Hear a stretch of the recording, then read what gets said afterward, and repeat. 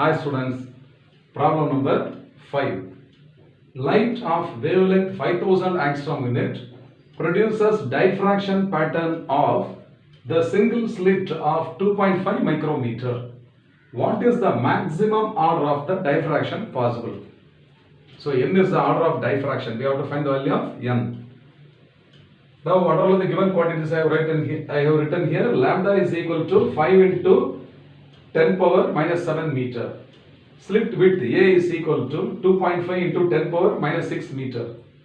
For maximum angle diffraction, so the angle of diffraction must be 90 degree. That is, it falls on the slit and the perpendicular it spreads. So angle of diffraction is 90 degree.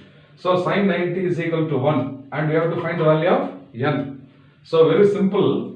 Now A into sin theta is equal to n lambda.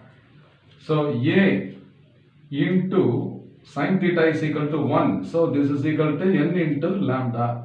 Therefore n equal to A by lambda. So this is equal to A is 2.5 into 10 to the power of minus 6 divided by 5 into 10 to the power of minus 7. So this is equal to 25 into 10 power minus 7 divided by 5 into 10 to the power of minus 7.